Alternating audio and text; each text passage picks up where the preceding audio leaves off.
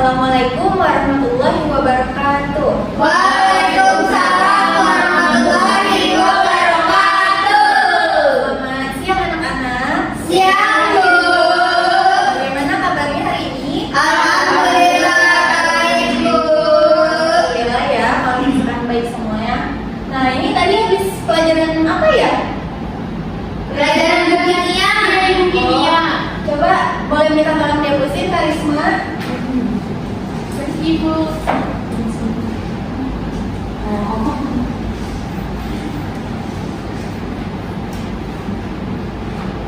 Baik, terima kasih ya. Nah, anak-anak, sebelum mulai pembelajaran hari ini, alangkah baiknya kita membaca basmalah terlebih dahulu.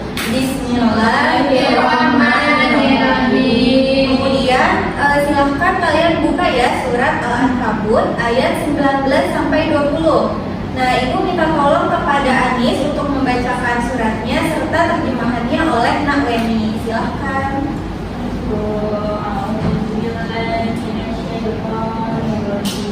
Bismillahirrahmanirrahim.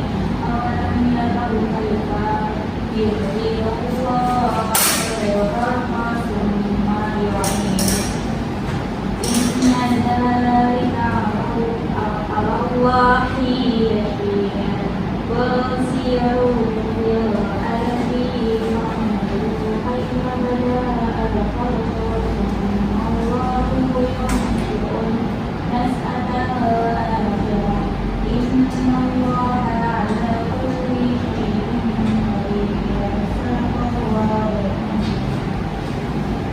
dan artinya. Dan apakah mereka tidak memperhatikan bagaimana Allah memulai penciptaan makhluk, kemudian Dia mengulanginya kembali?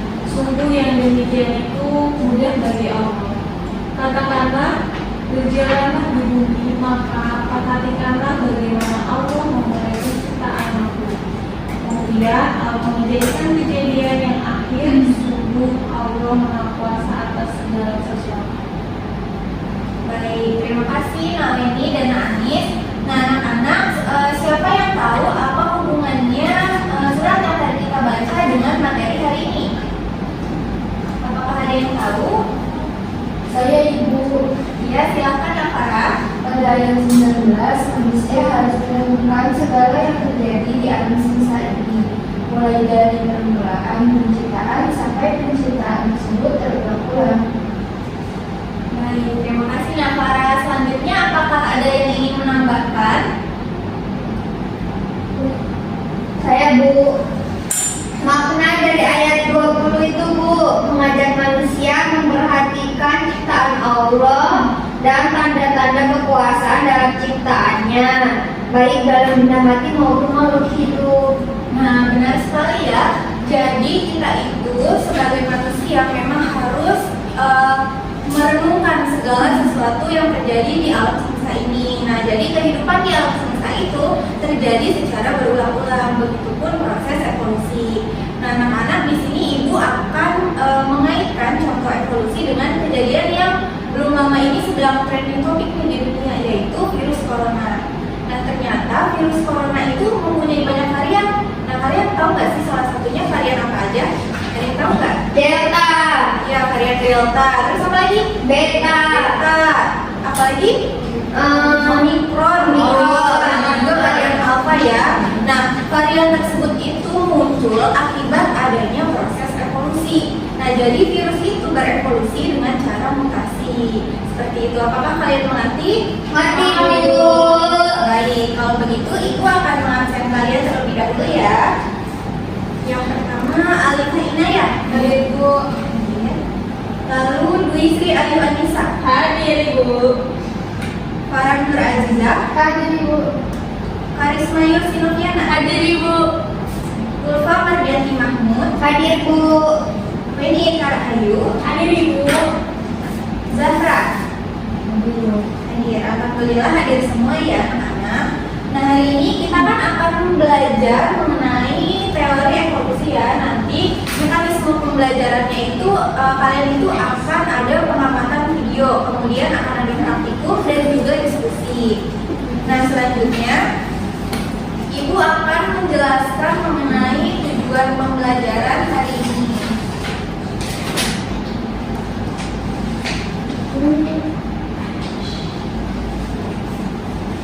Nah, baik.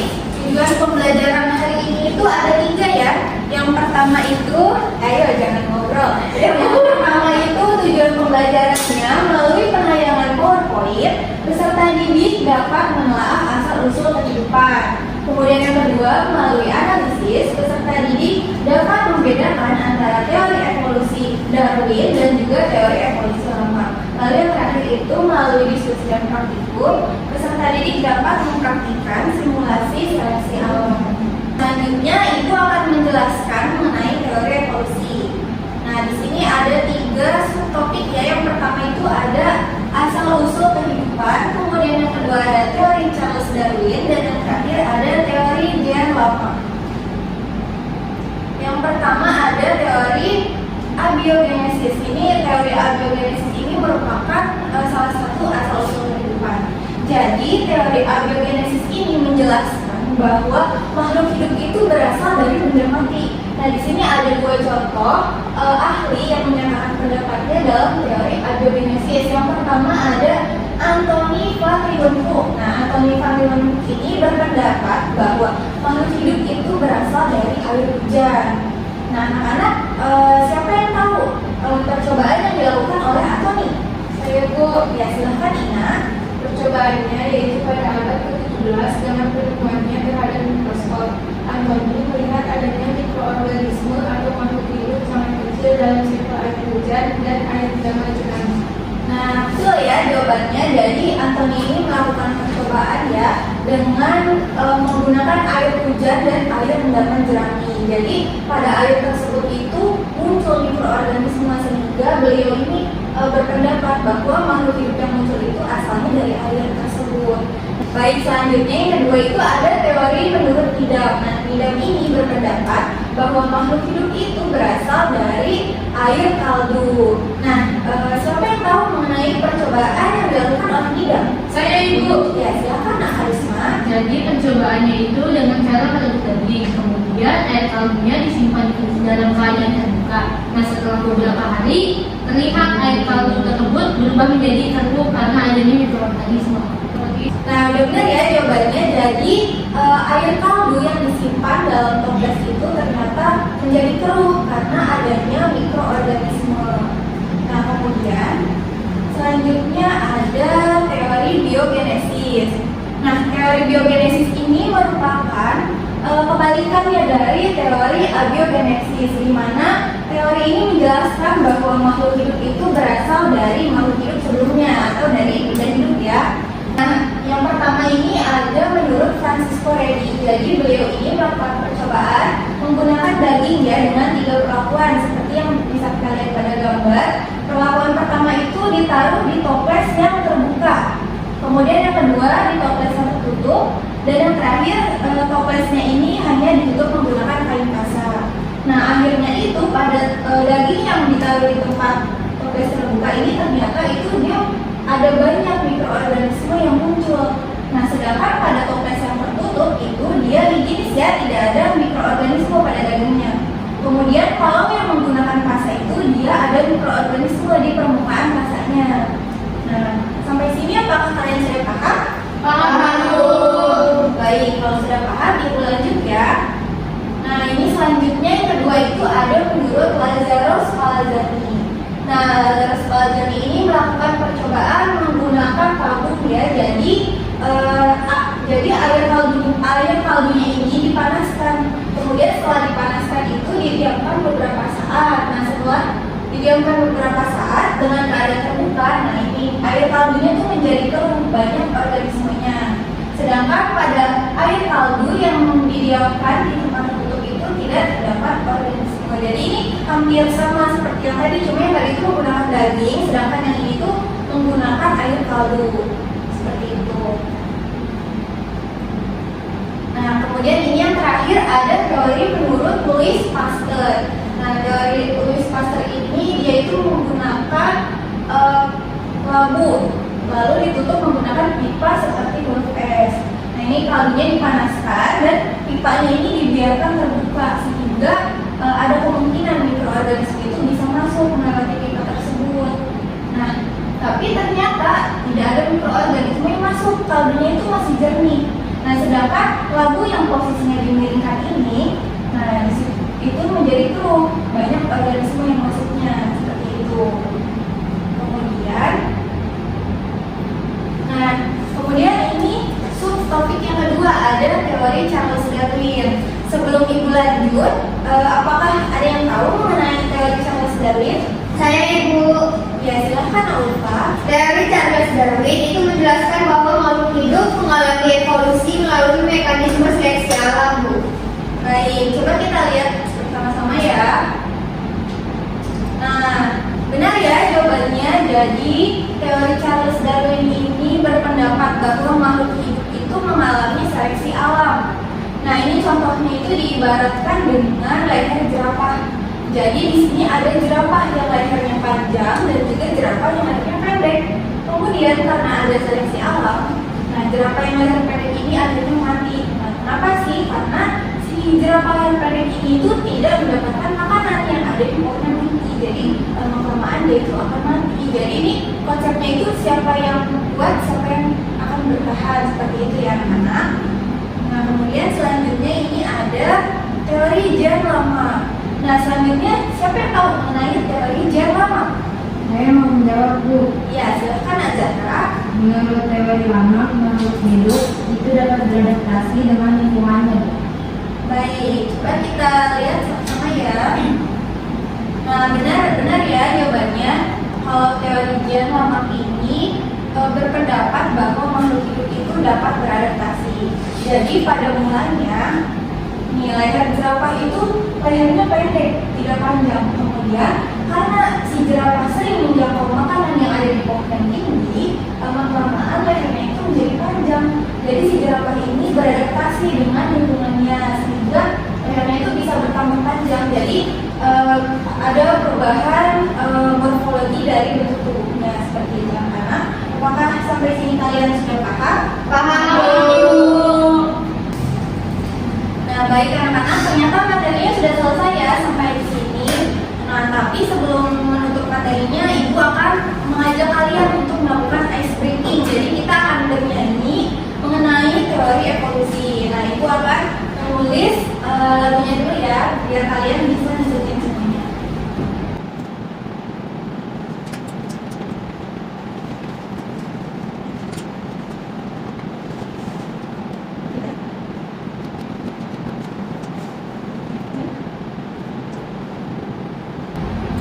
Nah, baik, udah selesai ya nih.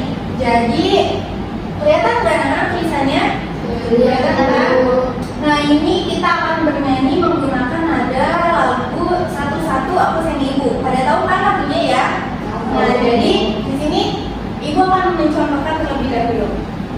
Evolusi teori Charles Darwin, karena ada seleksi alam, jerapah yang lehernya pendek semuanya mati terseleksi alam. Kemudian langsung ke sini. Evolusi teori gen lama, makhluk hidup bisa adaptasi, jerapah yang lehernya pendek akhirnya menjadi panjang semuanya. Nah, bisa kan? Bisa ya? Kita nyanyi bareng-bareng ya. Bisa Ibu. Oke, kita nyanyi bareng-bareng. 1, 2, 3.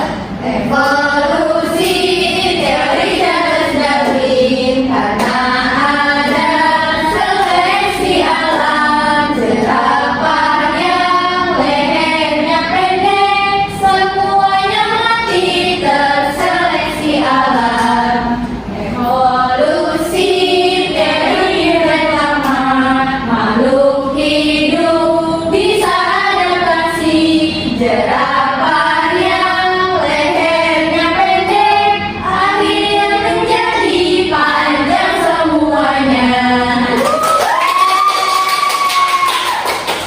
Nah, Ibu harap dengan lagu ini kalian itu bisa lebih dapat mengingat dan memahami perbedaan teori evolusi Charles Darwin dan juga teori gen lama. Nah, kalau teori evolusi Charles Darwin itu karena apa semuanya? Seleksi alam.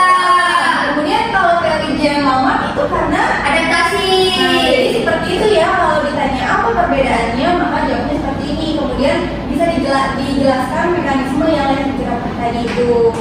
Baik, terima kasih ya anak-anak. Sama Bu. Nah, baik anak-anak, sampai di sini apakah ada yang ingin bertanya? Saya Ibu izin bertanya. Ya, silahkan Anis. Faktor apa aja sih yang menyebabkan terjadinya evolusi? Nah, baik, terima kasih ya atas pertanyaannya. Ini pertanyaannya bagus banget nih. Jadi, faktor yang menyebabkan terjadinya evolusi itu bisa karena adaptasi dan juga seleksi alam seperti yang tadi Ibu jelaskan. Kemudian bisa juga karena perkawinan tak acak. Kemudian bisa juga melalui mutasi seperti virus corona ya yang tadi Ibu jelaskan di awal. Kemudian bisa juga karena genetik atau keturunan. Nah, bagaimana Anis dan anak-anak semuanya apakah sudah mengerti? Sudah, Bu. Baik, apakah ada yang ingin bertanya lagi? Tidak, Bu. Nah, baik, kalau tidak ada yang bertanya, berarti Ibu yang akan bertanya ya. Pertanyaannya itu, mengapa makhluk hidup itu perlu beradaptasi? Siapa yang bisa menjawab? Saya mau menjawab Ibu. Ya, silakan apa ini? Jadi adaptasi dilakukan agar makhluk hidup tetap bisa hidup walaupun lingkungannya berubah. Nah, betul sekali anak-anak jawabannya. Jadi makhluk hidup itu harus beradaptasi dengan lingkungannya agar bisa tetap hidup. Nah, kemudian pertanyaan yang kedua, bagaimana hubungan adaptasi dengan seleksi alam? Apakah ada yang bisa menjawab? Saya Bu, Silakan Aina. untuk bertahan dari seleksi alam, maka tiap makhluk hidup akan berusaha menyesuaikan diri atau beradaptasi terhadap perubahan lingkungan untuk menghindar dari kematian bahkan kepunahan.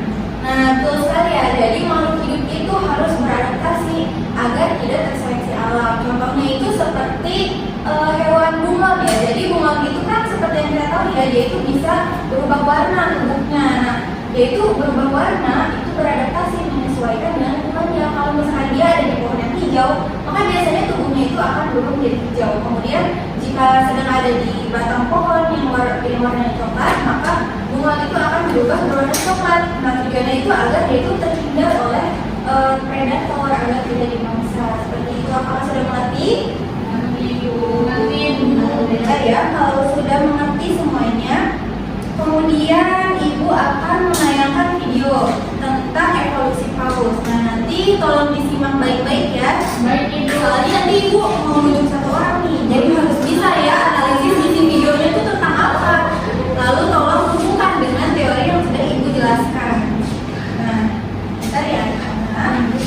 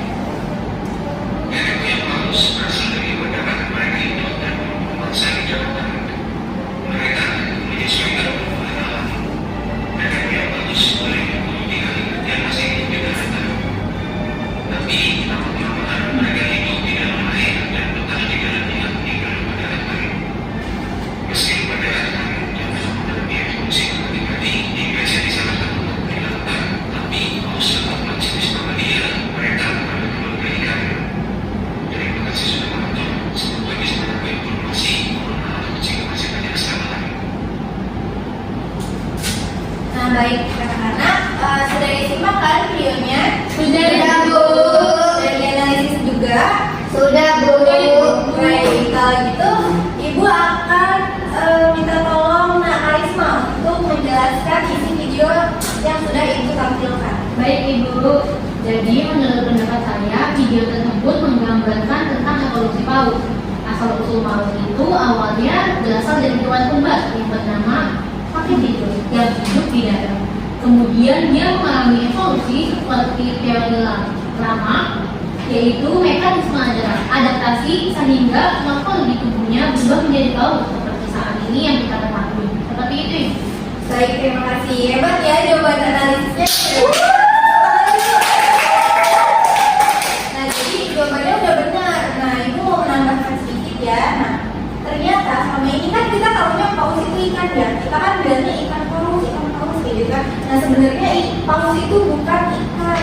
Walaupun dia itu hidup di air. Nah, karena paus itu bernapas menggunakan paru-paru termasuk mamalia ya. Sedangkan keluarga ikan itu napasnya menggunakan insang. Jadi seperti itu. Nah, jadi walaupun paus itu hidupnya di air, tapi mereka itu ada fase harus muncul ke permukaan untuk mengambil udara sebanyak-banyaknya. Nah, terus benar ya kata Karisma bahwa nenek moyang paus itu berasal dari Pakicetus.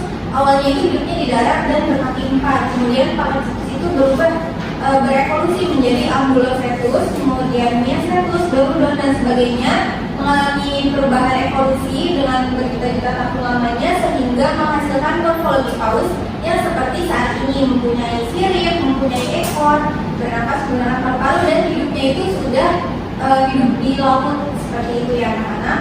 Nah, kemudian perubahan morfologi paus juga yang tadinya berkaki 4 itu nenek moyangnya terus sekarang punya sirip. Nah, itu bisa ditemukan dengan teorinya Jean Lamarck, yaitu makhluk hidup beradaptasi dengan lingkungannya sehingga adanya perubahan morfologi tubuhnya seperti itu. Bagaimana, kalian sudah paham belum? Paham. Nah, baik, kalau sudah paham, sekarang kita akan masuk ke kegiatan praktikum ya. Praktikumnya mengenai adaptasi dan seleksi alam. Nah, anak-anak sudah bawa alat dan bahannya yang sudah Ibu informasikan? Sudah Ibu. Nah, baik, kalau sudah dibawa, sekarang Ibu akan membagi kelompoknya terlebih dahulu ya. Nah, kelompok 1 Ulum Mardianti dan Winnie Eka Rahayu.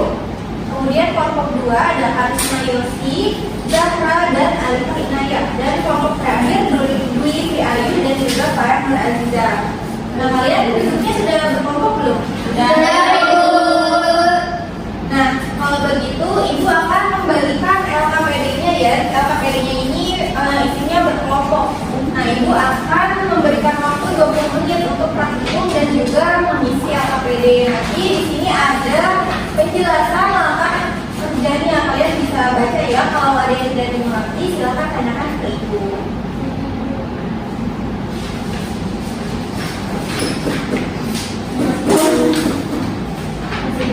Boleh diisi ya anak-anak, silakan.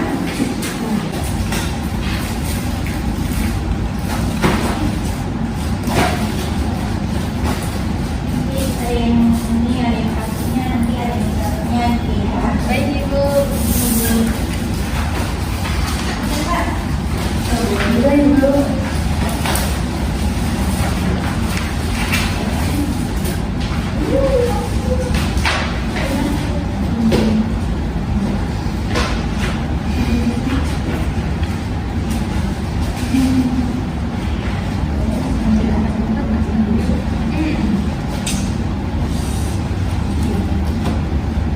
Oh, yang minus.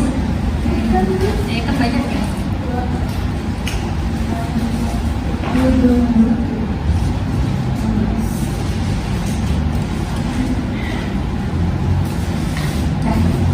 Ibu harusnya nggak bener Ibu.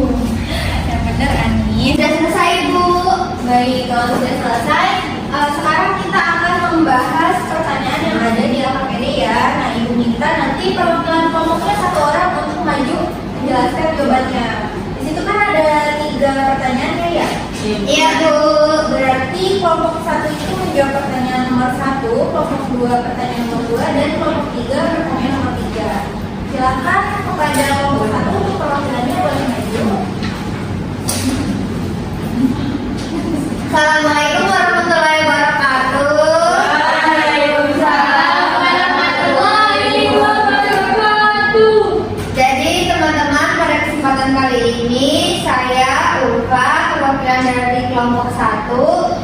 menjawab pertanyaan nomor 1. Kertas warna apakah yang paling banyak tersisa? Menurut pendapatmu, apa alasannya? Jawaban kelompok saya, yang paling banyak tersisa yaitu kertas warna hitam. Karena kertas hitam mampu beradaptasi dengan baik dengan lingkungannya, atau karton hitam, sehingga hanya sedikit yang termangsa oleh predator. Baik, terima kasih Dr. Ya, boleh duduk kembali ya. Nah, gimana kelompok 2 dan kelompok 3? Apakah jawabannya sudah sama? Sama, Ibu. Nah, baik. Jadi karton hitam itu yang paling banyak tersisa karena dia kan bisa beradaptasi ya dengan karton alasnya itu yang berwarna hitam. Jadi dia itu kayak seperti bunga yang tadi ya, berubah warna menyesuaikan dengan lingkungannya sehingga tidak termangsa oleh predator. Kemudian untuk pertanyaan nomor 2, silakan perwakilan nomor 2 untuk maju.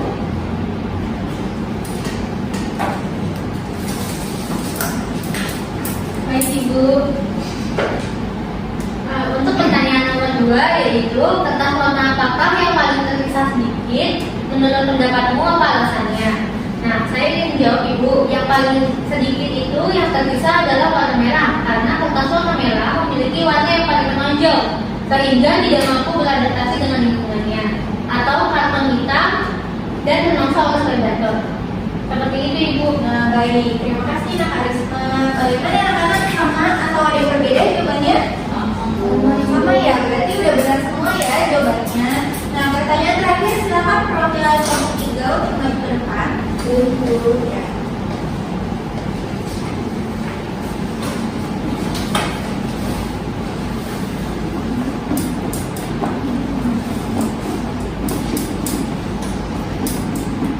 Baik, untuk jawaban nomor 3, pertanyaannya itu pada kegiatan yang telah dilakukan, coba tentukan teori evolusi mana yang sesuai dengan kegiatan tersebut.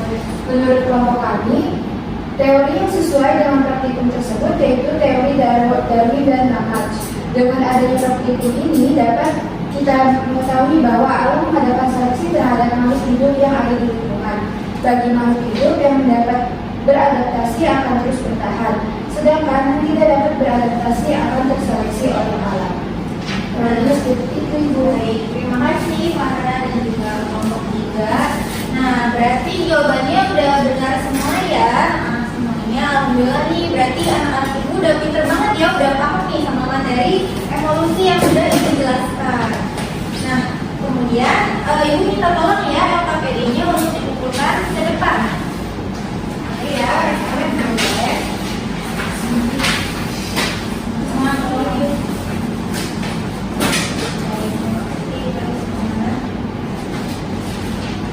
Nah, sebelum ibu tutup pembelajaran pada hari ini, ibu akan memberikan kuis ya sebagai bahan evaluasi kalian. Nah, di sini ada beberapa pertanyaan. Nah, baik. Nanti yang bisa menjawab akan ibu catat ya namanya. Yang ingin menjawab silakan tunjuk tangan. Nah, baik, untuk pertanyaan pertama, faktor apa saja yang mempengaruhi evolusi? Siapa yang bisa menjawab? Saya Ibu. Weni dulu ya, baik. Nak Weni ya, silakan jawab. Jadi jawabannya itu evolusi itu dapat terus terjadi karena dipengaruhi oleh dua faktor, yaitu faktor genetik berupa variasi genetik dan faktor lingkungan yang berupa seleksi alam Ibu. Nah, baik. Coba kita lihat jawabannya ya. Nah, ini jawabannya benar ya, berarti faktor genetik dan juga faktor lingkungan. Tapi bisa juga karena faktor mutasi dan juga seleksi alam. Nah, kemudian untuk pertanyaan kedua, siapa yang melakukan percobaan seperti gambar di samping dan apa kesimpulan dari percobaannya? Ada yang ingin menjawab? Saya Bu. Ya, silakan Zahra. Yang melakukan percobaan tersebut adalah Francis Moreno. Kesimpulan percobaannya yaitu alfa, suatu kehidupan bukan berasal dari daging, benda mati, tetapi berasal dari telur lalat yang masuk dan bertelur pada daging. Nah, coba ya kita lihat jawabannya. Nah, benar ya jawabannya tadi Francisco Redi. Nah, kesimpulannya itu larva bukan berasal dari daging, tetapi berasal dari telur lalat yang masuk dan bertelur pada daging. Seperti Kemudian untuk pertanyaan yang terakhir nih, ayo analisislah gambar di samping dan hubungkan dengan teori evolusi. Ada yang ingin menjawab? Ayo. Aduh, banyak ya yang mau menjawab. Siapa dulu ya tadi ya? Ina ya, silakan Ina. Gambar tersebut merupakan teori dari Darwin, yaitu terjadi seleksi alam dalam mendapatkan makanan lingkungan yang tinggi sehingga dapat berlayar pendek mati. Nah, coba kita lihat ya jawabannya. Nah, benar juga ya. Jadi teori Darwin itu karena adanya seleksi alam sehingga jerapah yang matanya pendek itu mati. Oke, terima kasih ya anak-anak yang sudah menjawab. Sudah Ibu catat juga nama-namanya. Boleh tepuk tangan kan?